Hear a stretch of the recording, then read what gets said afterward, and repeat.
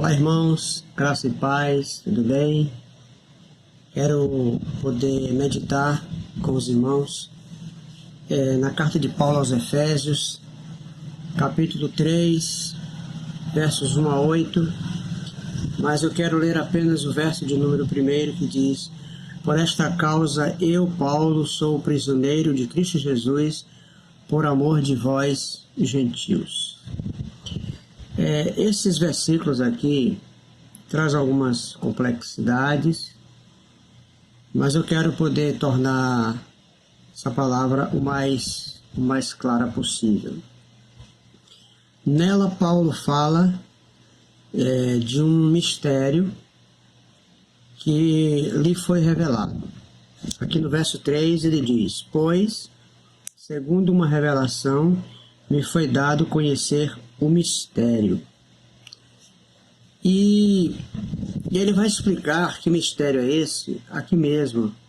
Aqui no verso 6 ele diz: a saber que os gentios são co-herdeiros, membros do mesmo corpo e coparticipantes da promessa em Cristo Jesus por meio do Evangelho.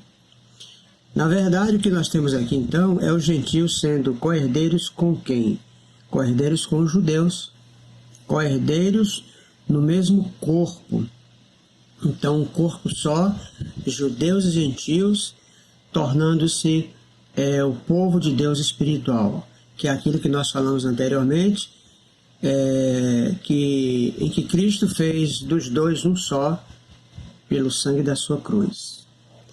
Então, aqui o texto diz, o verso 6 ainda diz, que os gentios são coparticipantes da promessa em Cristo, por meio do Evangelho. Então, o que está sendo dito aqui é que os gentios são alcançados pela graça, pela graça de Deus em Cristo Jesus. Então, este era um projeto de Deus que estava oculto, alcançar os gentios, tornar os gentios participantes do mesmo corpo com os judeus, tornando-se o povo espiritual dele. Era mistério de Deus oculto que os gentios fossem alcançados pela graça. A gente sabe pelo Velho Testamento que Deus escolheu os judeus para ser o seu povo de propriedade particular, o seu povo, no singular.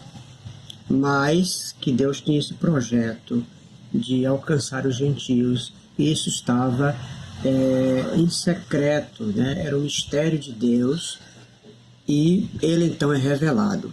Então essa revelação que Paulo fala no verso 3 é exatamente esse projeto de Deus de salvar também os gentios, de alcançá-los pela graça. Pois bem, aí diz aqui que por esta causa Paulo se tornou prisioneiro. Essa causa, a causa dos gentios, essa coisa de eles serem alcançados pela graça de Deus, essa coisa do mistério de Deus ser revelado. Então, por esta causa, Paulo se torna prisioneiro. Só que essa causa aqui não é somente a questão da salvação pela graça propriamente, mas todo o desdobramento, todos os benefícios que essa graça traz, que é o que nós vimos nos versos anteriores aqui, os versos 18 até o 22, que os gentios se tornaram um só com o Pai em um espírito, um só com os judeus, que eles se tornaram concidadãos dos santos, não mais estrangeiros, que eles se tornaram santuário dedicado ao Senhor, que eles são habitação de Deus no Espírito.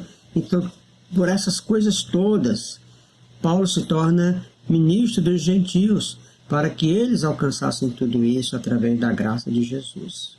Paulo se torna o apóstolo dos gentios.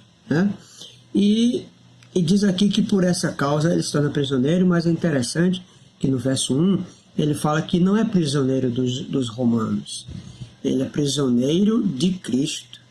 Ele está preso por causa do Evangelho de Cristo, por causa da missão que Cristo deu a ele, que foi de trazer ou de levar a salvação para os gentios. Então, sou prisioneiro de Cristo, e ele complementa dizendo, por amor de vós. Então, por amor aos gentios, por amor aos Efésios, é que Paulo se torna prisioneiro de Cristo Jesus. E ele diz no verso 2, olha, talvez vocês nem tenham tomado conhecimento desse ministério meu para com vocês. Talvez vocês não tenham ouvido a respeito da dispensação da graça de Deus a mim confiada, a vós outros.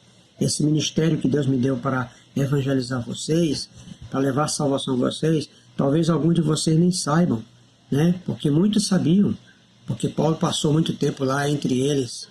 Paulo, lá em Atos capítulo 19, Lucas fala sobre isso, o tempo de Paulo ali evangelizando na Ásia e alcançando todos, inclusive os Efésios. Mas muitos, né, não conheciam esse ministério de Paulo para com eles.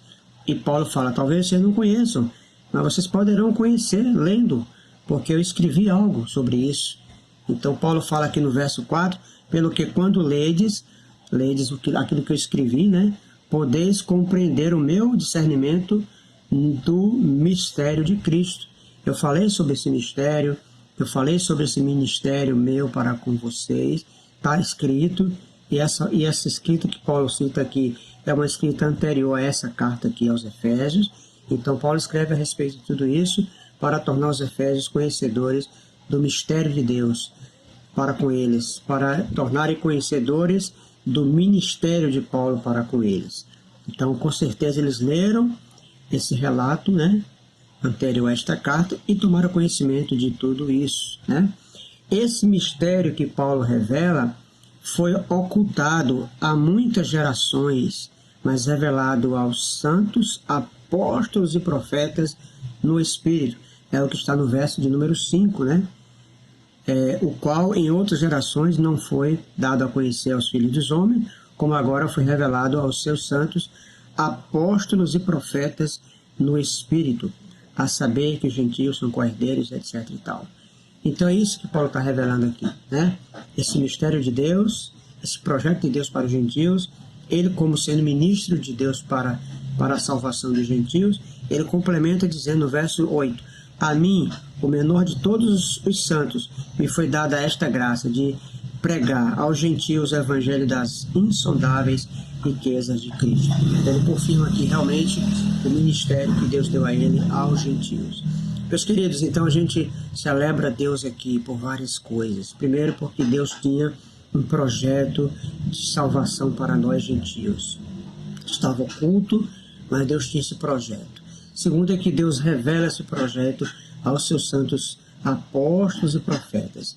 Terceiro, é que Deus coloca Paulo como grande embaixador desse ministério, como grande divulgador, como grande batalhador, como grande propagador da palavra do Senhor aos gentios. Paulo se torna apóstolo dos gentios.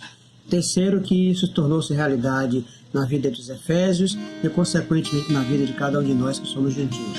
Fomos alcançados por essa graça de Deus, somos co-participantes, né?